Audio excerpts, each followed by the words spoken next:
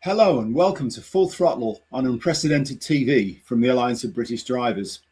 I'm Brian Gregory, Policy Director of the ABD, and today we're covering a lot of ground because frankly there's no shortage of battles being fought against the British motorists right now. Potholes, punishing fuel taxes, blanket 20-mile-an-hour limits, ULEZ expansion and the push towards electric vehicles whether you want one or not. And behind all of that, a broader global agenda that is quietly reshaping how we live, travel and make choices about our own lives. And I'm Paul Naylor, Communications Director for the ABD. And joining us today is Sandi Adams, independent researcher and campaigner, and someone who has dedicated years to understanding and exposing the wider agenda driving so many of these policies. Agenda 2030. We'll be getting into the detail on what that means for drivers, for local communities, and for personal freedom in this country. It's an eye-opening conversation, so buckle up. This is Full Throttle. Hello, Sandi. Hello, Paul and Hi. Brian. It's Hi. really nice Welcome. to meet you. Nice to meet you. Hi. So, tell us a bit about yourself, Sandi. Well, I've kind of been on this for quite a while, and it is really strange how you find yourself in a position of really suddenly thinking, hang on, there's something wrong here. I'm going to actually spend a lot of time looking into this. And I was working in the live events industry years ago, and I happened to work on a Microsoft project, and I met Bill Gates. And Right. I had to literally I was a designer. I had to create an installation for him, and it was a mini smart city. There's no other way of describing it in England. I was working for an English production company, and the Microsoft account was there, and he wanted this interconnected little city in the early 2000s, and I began to question it then, and then various things happened. I was working for Google with Eric Schmidt and Gerard Cohen, and all of this jigsaw puzzle fitted into my head, and I thought there's something wrong here, and I gave up the corporate world. I couldn't bear it anymore. I was working in for GlaxoSmithKline, all these awful people, and I just decided to change my life, and came down to the West Country with my children, and I became a researcher. I just literally, I bought a pub, I ran a music venue, and I did my own talks in it, and I just literally went deep diving into what was then Agenda 21. And my biggest teacher was Rosa Corey, who sadly is no longer with us, as a lot of people who spoke out aren't. And bless her, she was the lady who really blew the whistle on Agenda 21 in the United States, because they were further down the line than we were. So I just did a deep dive, and that's it. That's it. That's amazing. So, Sandi, for anyone who hasn't come across Agenda 21, now Agenda 2030, can you give us just sort of plain English summary of what it's all about? Yeah, well, It started with the technocracy movement in the 1930s. It goes back that far, and it was a movement to bring in a technocracy-based world, and they wanted to create a carbon economy in the 1930s. Believe it or not. Now, Elon Musk's great grandfather was involved in this. Joshua Haldeman. It's a long story, but I won't go into that. That's probably for another day. But basically, they had to give up that fight for a carbon-based economy in about 1947, because the war was over, and people weren't ready to embrace communism, global communism. They wanted capitalism still, and that's what it was all about. So they basically, the United Nations, obviously a lot happened around 1947, 1948. The United Nations set up. Sorry. That's okay. That was to remind me that we're having this Zoom con. and your time's up. It's been lovely seeing you. Oh, this is lovely. Yeah. So basically the United Nations, there was the League of Nations before that. That was dismantled. The United Nations took up the whole baton for this whole agenda. And yet they were set up to create peace. But one of the chief architects being Maurice Strong. Maurice Strong. Now I'll tell you about Maurice Strong. Yeah. Now he was the architect of Agenda 21. He was the Secretary General of the United Nations in 1992. And he decided he was the most extraordinary man. He was he worked for the Rockefellers for 17 years. Yeah. He was a communist by ideology and a capitalist by methodology. So he was a perfect communitarian. He was the one that wanted to use both strategies. And really it's the same as what we've got now, which is, stakeholder capitalism. That is the basis of stakeholder capitalism. Yeah. So he decided, along with a whole load of other globalists, to create the Earth. Well, they created the Club of Rome first in 1968, and the Club of Rome came out with a load of sort of they were Club of Rome reports, really, and there was the three major ones that made the bones of Agenda 21. There was one in 1972, which was Limits to Growth, which was all about depopulation, and there were too many people on the planet. You had to get rid of them, blah blah blah. And then in 1987, there was Our Common Future, which was a Club of Rome report that was really about shifting the power base of the economy of the world from the West to the East, to India and China. And it was a very it was literally shifting all that power, which is what happened. All our industry went somewhere else. We manufacture nothing. Planned decline of the West. And then the third one, which happened in 1991, just before the Earth Summit, was it was called the First Global Revolution, and that is where in there they invented climate change. They literally invented climate change. And they said, the enemy of humanity is man, and they threw around all sorts of ideas. Oh, climate change would fit the bill because we need a common threat to unite humanity, and that's what they used. And that's and so they got the Earth Summit going, where they got 178 countries or leaders of countries to sign up to global governance. They thought they were saving the planet. No, it was global governance. So that was Agenda 21. And so that they made at the Earth Summit, they made a pledge. They made 8 goals. We've got 17 now, but they made 8 goals to be executed by the year 2000. They called them the 8 Millennium Goals. Now, as usual, straight after the Earth Summit, nothing much happened. People weren't really engaging with it. It was all signed up. It was in a treaty, in a soft law, whatever you want to call it. But nothing much happened. So they decided to accelerate it. And so in 2015, they had this big launch of the in 2015 at the Vatican in Rome. They launched the 17 goals of Agenda 2030, which were much more about the technocracy. It was all about the technology that's coming in, and to get those goals finished by 2030. Well, yet again, nothing much happened. And so the way they accelerated it in 2019 is that they formed a meeting in the United Nations with Antonio Guterres and the Klaus Schwab from WEF, and they created what's known as the Strategic Framework Partnership Document, which was to accelerate the 17 goals. Now, there were several. I can't remember. There were 6 things that would accelerate it. And one of them was called digital cooperation. That's the one I remember best, because what happened after that, that was in June 2019. In November 2019, they held Event 201 in New York with at the Johns Hopkins Institute, and they had all the people that were in Geneva, WEF, but they'd added Bill and Melinda Gates, who, and it was a tabletop exercise to say, what if a novel coronavirus escaped from a wet market in Brazil?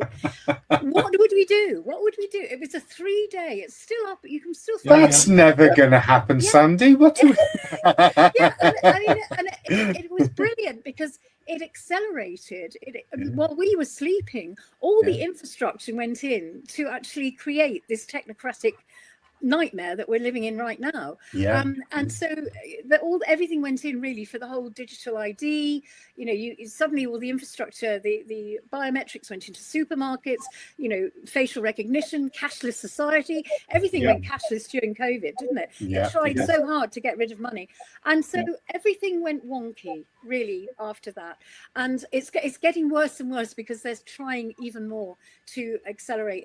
And of course now we have this war with an energy crisis which will accelerate it even more, because what do you do when there's no petrol, when there's no, you don't fly, and that all ties up with the absolute zero document that we're going to be talking about.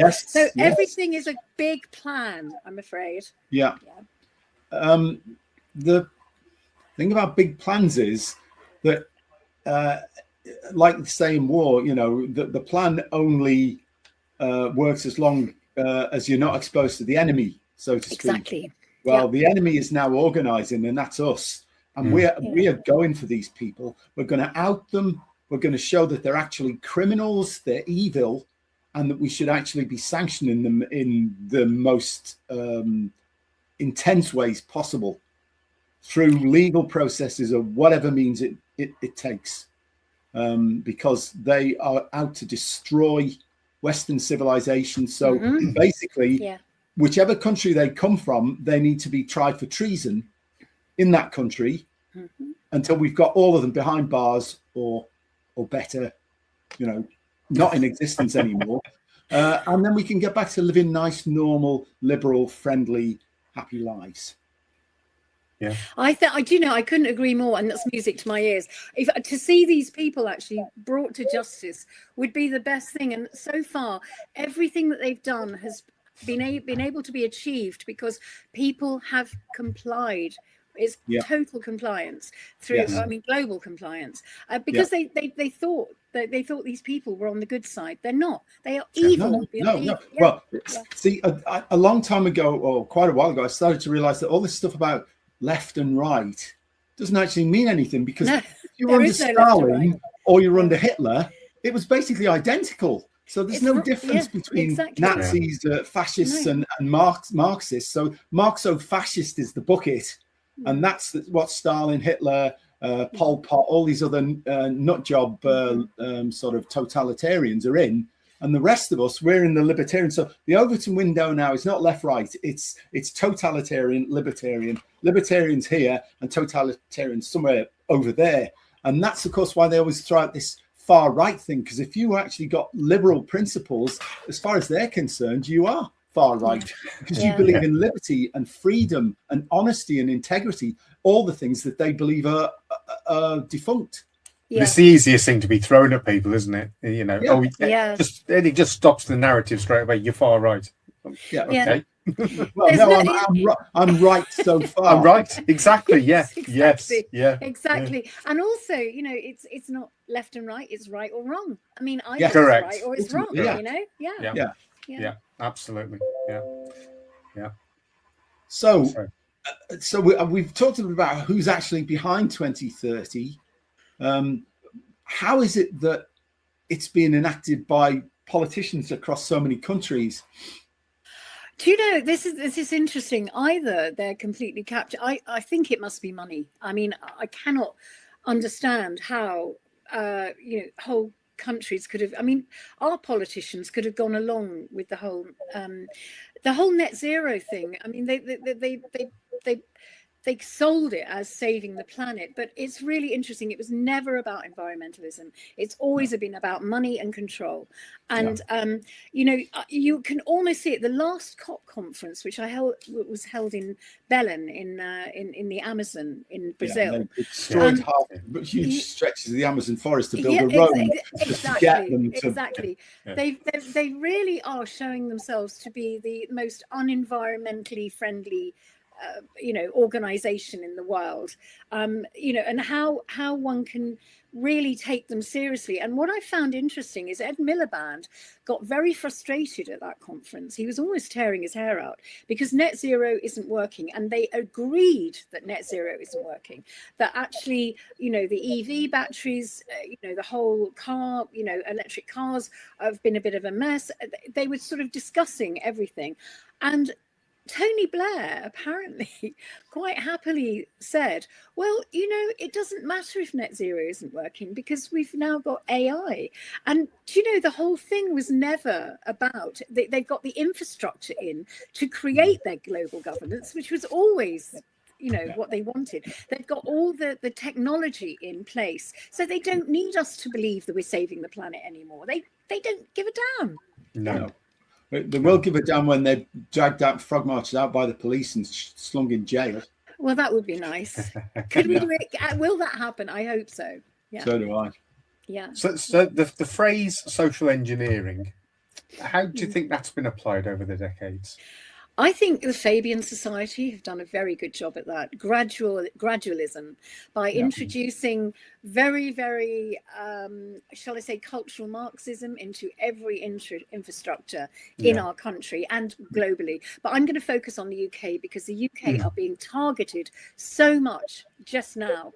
If they can actually get the UK to fall, they will be able to capture the world. And that's why it's so important in this country. We have to fight for our lives, literally. And if we can, I hate to say it, but when I say I hate to say it, I don't really. I mean, what I believe is that this country is so, there is something very special about this country, and the very fact that it's a tiny country that did have influence. And I'm not bigging up the empire by any means, but certainly in the Second World War, nobody could penetrate this country. And I think there's something really important about the British. We're the most patient, the most, we are a lovely bunch of people, and we do have ethics and morals. Our governments don't, but we do. No. Yeah. And I think we need to really focus on saving our own country, because I think everything else will fall into place once this place is saved. Yeah. Once you sort of crack the mold that they're trying to put around us here, then the whole thing starts to fall apart very quickly. The arguments that they propound for everything they're proposing don't stack up, and it's only because the mainstream media are pushing all this tripe that people swallow it. If we can drive a wedge or basically discredit the mainstream media, they help us a lot, because a lot of what they say is totally discredited. Then we start to push them back. Yeah, indeed. And I think really it takes. I don't know. You see, everybody's lost faith in politics. What we do need is some kind of bringing back of maybe the spiritual and the moral element of into politics. So that the judgments are made for the greater good, and not over money, not greed and stupidity, which is what we want at the moment. And control. Because since the Blair introduced this Supreme Court, the judgments of the Supreme Court are extremely political, and they are all aimed at actually reducing the status or destroying the status of the individual, and increasing the importance of the state. And of course, the state is heading to be the biggest employer in the country, one of the biggest consumers of resources and allocation resources. And that we need to rein that back a long way. There's got to be a massive call. Getting rid of jury, trial by jury is massive. We cannot, you know, get rid of trial by. It has to be fought for, because you know, I have to say it. You know, it gets biblical in that sense. You know, it's God's law, and it's common God's law. We have to bring God back into it, because let's face it, we're in a constitutional. We have a constitution, but nobody's taking any notice of it anymore. And you know, we have a constitutional monarchy, although you wouldn't know it because Prince Charles doesn't give a damn. Charles is actually in with WEF and yes, World of Bank course. and all these guys. He's an acolyte of these sort of principles. So we shouldn't expect any help from our monarch. Well, he was at the Earth Summit. Funny enough, he went to Rio de Janeiro the year before the Earth Summit in 1991. He parked, you know, his Royal Yacht Britannia in Rio de Janeiro harbour, and he invited all these globalists and businessmen to form what was then the public-private partnerships. That was in 1991, and he used his Prince of Wales. It was the Prince of Wales business. He's still got the Prince of Wales Business Forum, and he used that as a model to create the public-private partnerships, which were all behind the Earth Summit. And it was all about money. It was all about creating this new carbon economy, which he has benefited from so much. And he was at the Earth Summit shaking hands with the Rothschilds and the Rockefellers. He was in there. He was all the main actors involved in this. The problem is that public-private partnerships doesn't actually have any place for something called the electorate. Exactly. It's a corporatocracy, and you forget democracy. The big corporations, and it's a form of fascism. Well, Marxo-fascism, really, because it's the same thing. Two different receptacles with the same political excrement in them, you know. Exactly. So a lot of our viewers that are very passionate about motoring and about driving and about getting from A to B. Quite right. What? How do you feel this all fits in with motoring? Can you join the dots between your thought processes and motorists? You know, you look at all the green. You know, it's funny how the Green Party changed. The Ecology Party, which was all about environmentalism. I was a member of the Ecology Party years and years ago, in the late 80s, early 90s, and it changed overnight. Do you remember when they got rid of Bellamy and replaced him with Attenborough? Yes. Well, that was about the time. It was the early 90s where suddenly the Green Party was all about getting rid of cars, getting rid of planes. You've got to. It was really about Just Stop Oil. All of that came about. You know, Extinction Rebellion, all that a little bit later, obviously. And they've got this absolute passion. You've got to cycle everywhere. You can't drive a car because it's not saving the planet. You can't fly a plane or go on holiday. I beg to differ. When you're driving your car, you are emitting carbon dioxide, which is saving the planet. Well, of course, but that's theirs. I mean, I was being funny. That's the way they interpreted it. And you see, it takes away the individual as well. You know, when you're in your car, you're autonomous. You can go anywhere you like. And it's a sense of freedom, isn't it? We love, I mean, I love driving. When I passed my driving test, when I was, can't remember how old I was, 18 or 19, I felt like freedom like I'd never had before. It was so wonderful. Exactly. And and but they don't want us to have freedom. No. They want total control. It's a command and control philosophy where the state decides and you comply. Whereas actually what we want is a situation where we decide and the state accepts and complies, because they are our servants, not the other way around. Exactly. And to be honest, I don't know if you've been in London recently, but the policies that they've implemented there, where they've made many cycle lanes, which really are underused, and then there's all the cars are squished, and they've got bus lanes, a bus and taxi lane, and all the cars are squished into this tiny lane, and it causes congestion. That isn't good, because it causes pollution. Well, that was the deliberate policy. The aim was to subtract road space and make use of private vehicles more and more difficult and more inconvenient. And then, of course, you've got all these bus lane cameras and yellow box junction cameras, bus gates. It's a revenue. It's about two things. It's about the net zero absolute fires. It is absolute zero, the document, isn't it? The document, about actually getting people off the road, Off onto the public road. transport, onto bicycles, and onto their feet. Good, you've got it there. Yeah. Oh yeah, we've got it. We know all about it. Yeah, it's funny. People need to see this, because if you like most ordinary working people, look forward to your 2 or however many weeks it is away in the summer, flying to somewhere warm and sunny. Well, you can forget that, because there won't be any airports to fly from. Yeah. You won't be able to get any products, because there'll be no commercial shipping in or out of the country. And as a result, you'll be expected to eat, I don't know, cockroach soup, or jellyfish soup, or whatever, or some synthetic horrible food substitute. And of course, you will be less healthy as a result.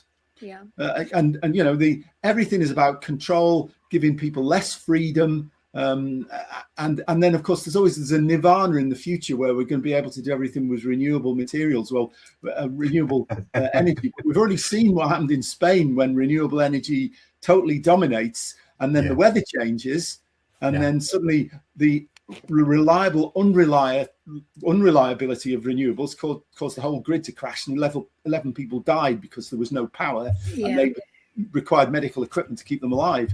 So that's the future we're looking at if these complete cretins get into control. Yes, I think, Brian, right. Yeah. I think, Brian, what we need to do is we're going to put this in the next issue of Driving Sense, which is our membership magazine. We will tie it in with an article about yourself, Sandy. Lovely. That's great. That would be great. And I tell you what, I discovered this Absolute Zeros document years ago, and at the time I was doing a tour of England. This is way before COVID. I think it was around 2016, 2017. I did a tour with Piers Corbyn, Mark Windows, and myself, and we went all over England at weekends, and I used to flag this up in my PowerPoint, and honestly, people were saying they're going to get rid of burning stoves. We live on a boat on the river. How are we going to be? And they didn't quite believe it until COVID happened, and then this document started filtering out, because people realised, and I was really pushing it. But the thing that really got me, and so many friends of mine said, well, it says there that between 2030 and 2049 they're going to close all the airports, and there's no planes in or out of the UK, and there's no shipping in or out of the UK. That's ridiculous. How would they achieve that? Well, look what's happening now. That is how they're achieving it. Yes. The trial run. Exactly. I mean, it is a frightening prospect, isn't it? Everything that's on this chart here. I think a few years back when you saw this, you'd look at it and think, well, that's never going to happen. That's what people have said. People used to have a go at me and say, you're just fear-mongering. No, this went through the House of Lords, and I think it was Lord, I can't remember his name now. Anyway, that they pushed it for... it went through Debon. The House of Lords. Was it Lord Debon, John Gummer? No, it wasn't. No, that Gummer was the digital ID. This one was Lord somebody of, I can't remember. I want to say Brownston, but anyway, it was something like that. And he said that this should be implemented at the earliest possible time, because we needed, and it was just before COVID that they actually passed this through the House of Lords. Well, they didn't. It wasn't put into policy, and it didn't go to royal assent. But it was almost like a tacit agreement that this would be happening. And I'm absolutely sure that this is a playbook. It's literally it's a roadmap to 2030. Without a doubt. It is. Absolutely. But none of this has any sound basis in science. I mean, my background is that I read chemistry at Oxford, and the simple fact is that humans only produce about 3% of the carbon dioxide in the atmosphere. The rest is natural. So even if we produce no carbon dioxide at all, it will have negligible effect on the climate. So they're just kidding us. It's not about climate. It's about something more sinister, as you say.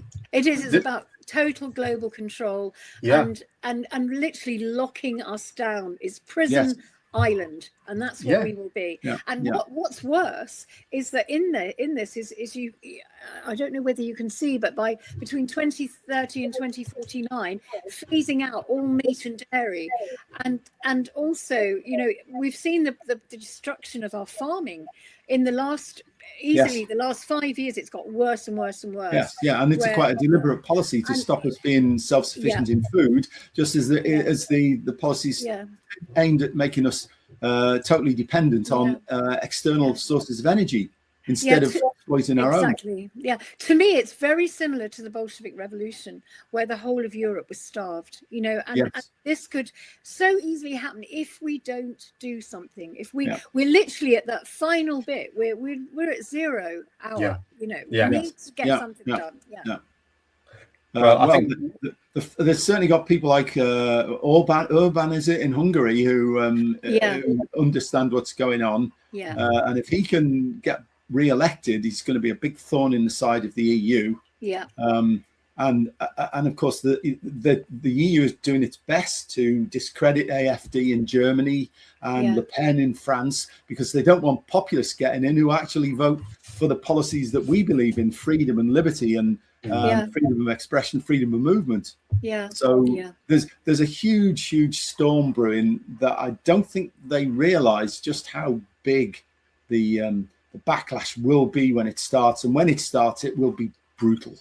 I think the only way that you're going to sort of combat the sort of politics that we've got going on at the moment, whereby you've got a government that got in on a mandate that is nothing like what they're actually doing now, is that you make them responsible for the mandate that they present to the public. So if they say they're going to do a certain thing, they've got to do it. And certainly they don't do things that they haven't put out there to the people who voted for them.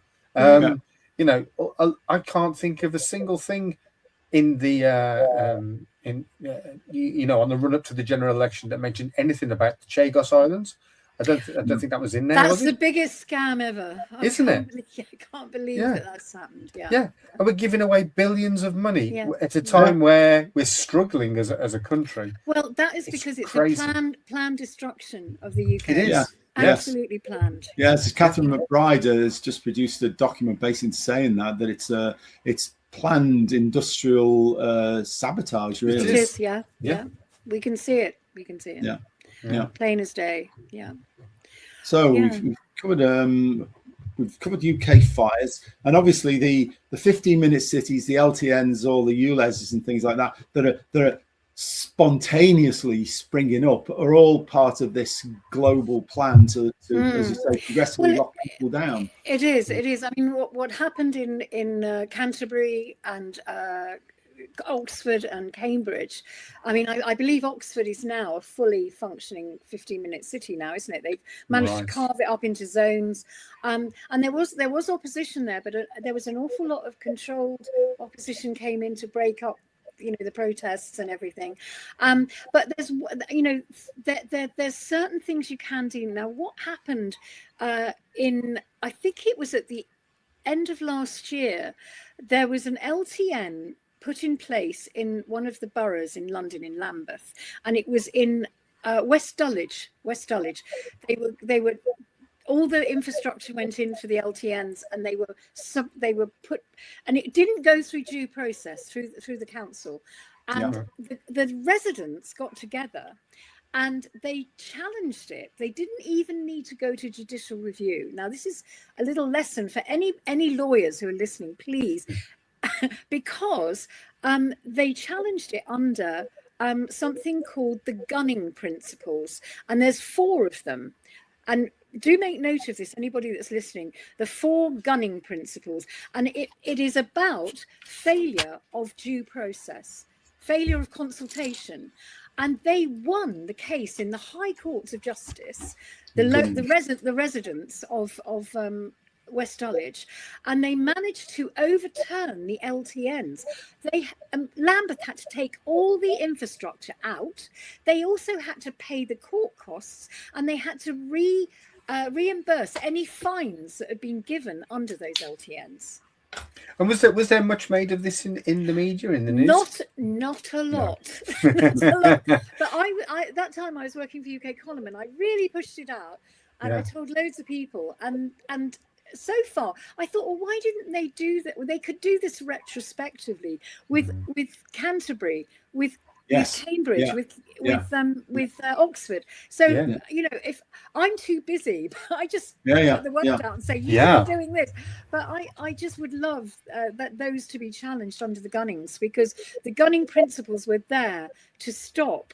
To really have due democratic process, and if it's not being done properly, it can be challenged. But it did cost the residents £50,000. They managed to raise it between them, and if you think about it, in a whole community, £50,000 isn't a great deal. No. You can actually get that together and go straight. You don't even need judicial review. Go straight to the High Courts and say this has not been done with a due process.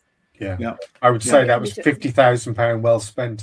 Yeah. 100%. Yeah. 100%. There's another guy did a challenge that's under, I can't remember the full, but under Rule 58 as well, which was related. Yes, it was separate, but he won. They had to pull out another LTN recently. I can't remember which part of London it was, but he challenged them legally. And again, it was about due process and about consultation and stuff like that. But he used a road traffic regulation, and he succeeded as well. Fantastic. So but people think, I mean, I remember, because they talk about low traffic neighborhoods, they talk about neighborhood plans and all this kind of stuff, and the councils try and sell it as a grassroots initiative. It is not. This is a global initiative. It all came out of the C40 cities, and you probably know about the C40 cities. And that's where the whole 15-minute city ideology came from. And it's a global initiative. Yeah, and in the UK, there's now UK 100 cities, and these are councils that have unilaterally decided to enact the principles of Agenda 2030 without consulting the electorate and without even mentioning in a manifesto or anything. Exactly. So this comes back to what Paul was talking about. If it's not in your manifesto, you can't do it, and if it is in your manifesto and you don't do it, then the sanction to me should be election straight away. Absolutely, it should trigger a general election. And I don't know, I can't remember how much time we've got, but there is a bit of an issue with devolution as well, because devolution is really that's coming from the C40s. That's coming from the global covenant of what I call smart city mayors. There actually is called the Global Covenant of Mayors for Climate and Energy.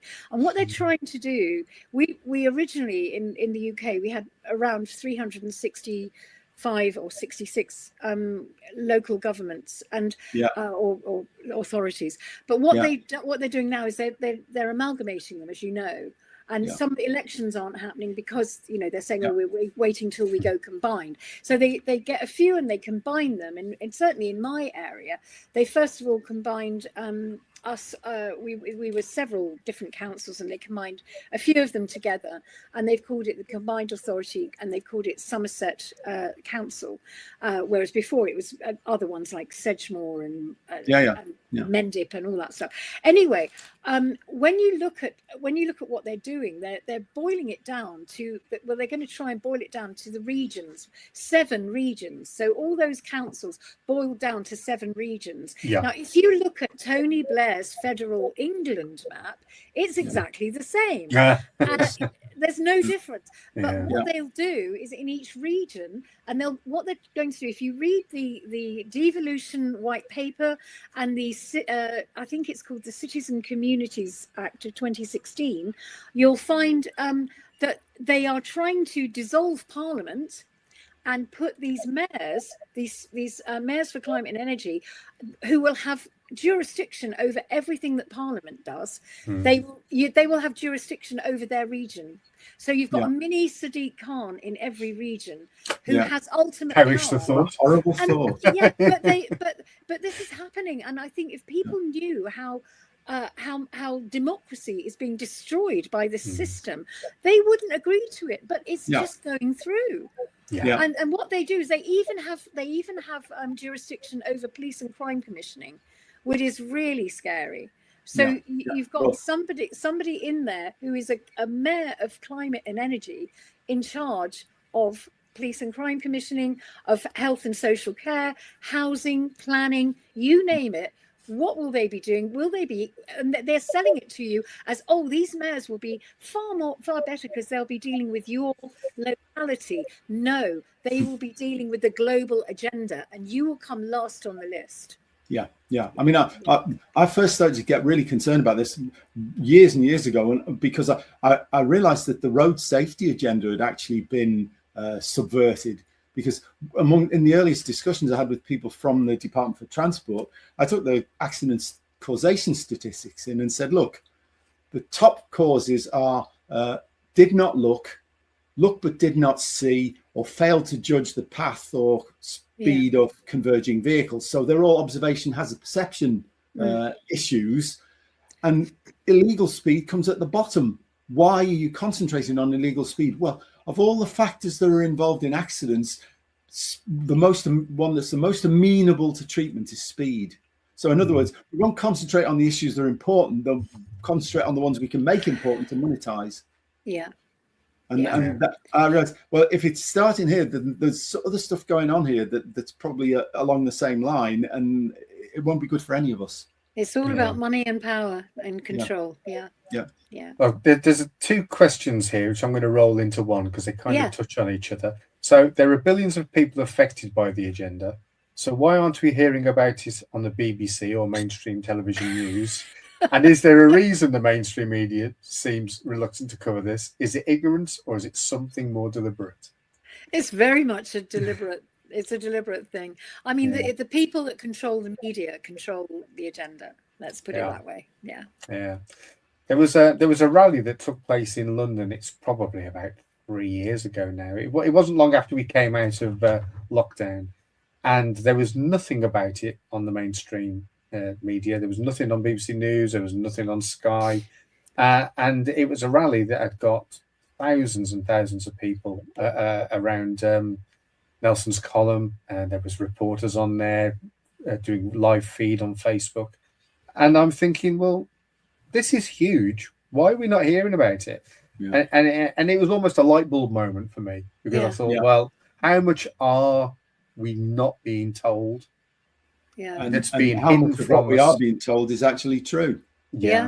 Exactly. Well, I was doing rallies during the COVID times, freedom rallies, and there were millions of us, and it was not, it was covered very, very scantily by the BBC, and they said it's about 500 people, 500. But there were millions of us marching, and it wasn't covered.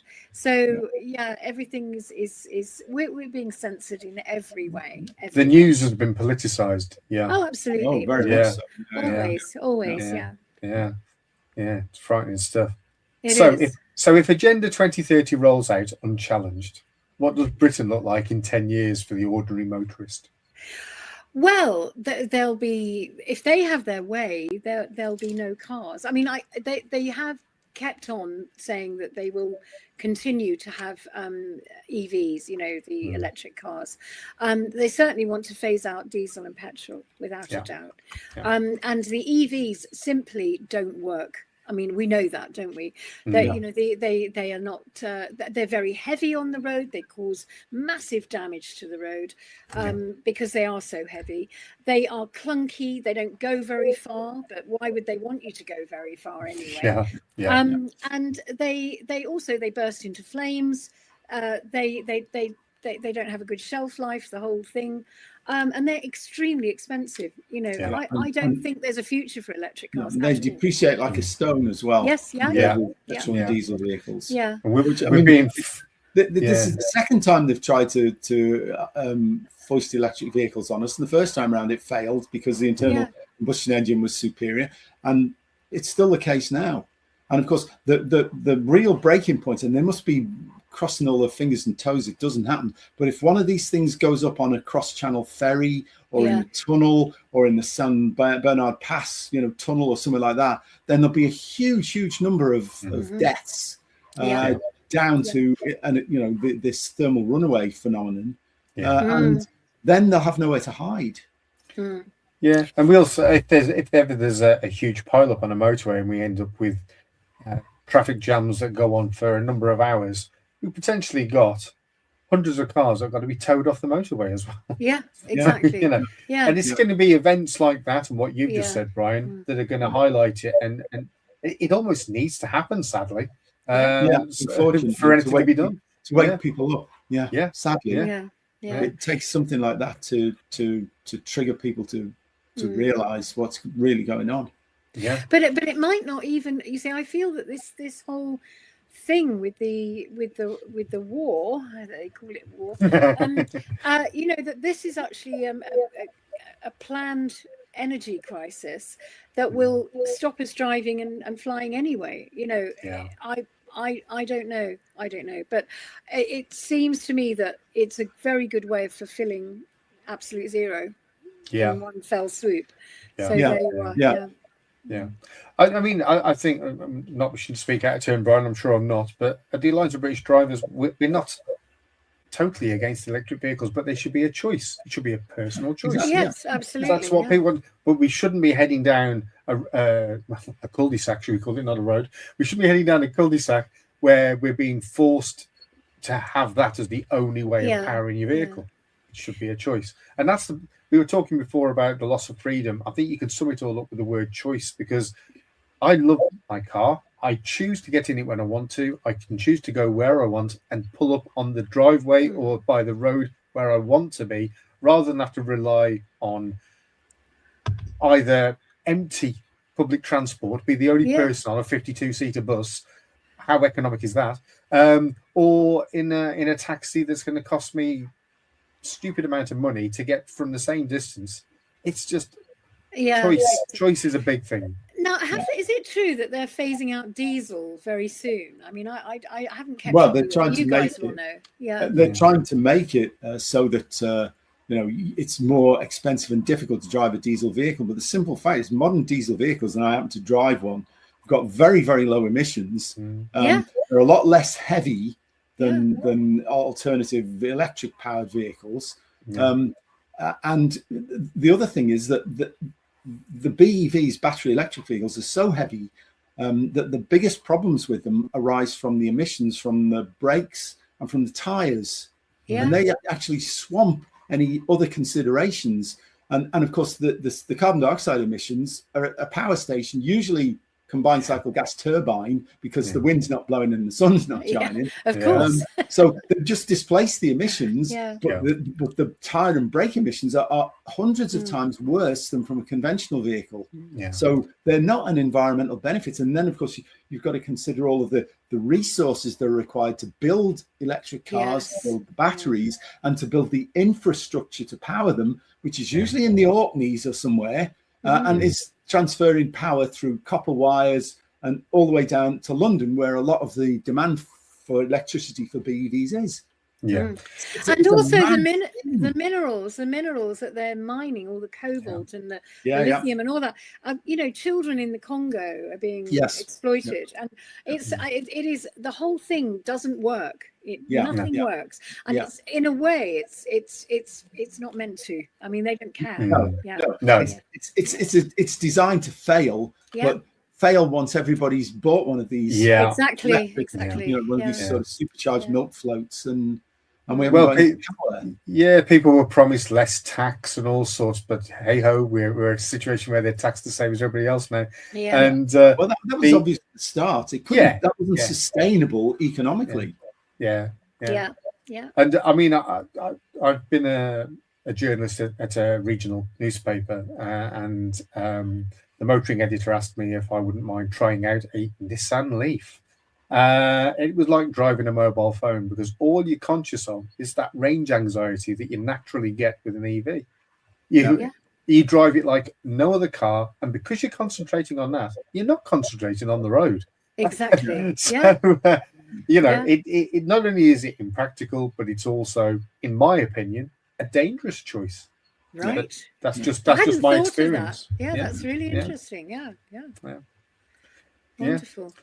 Well, I think we've pretty much covered everything that we wanted to today, absolutely. Brian. We've certainly shone a light on the murky goings on of Agenda 2030. I think there's no question about that. Oh, good.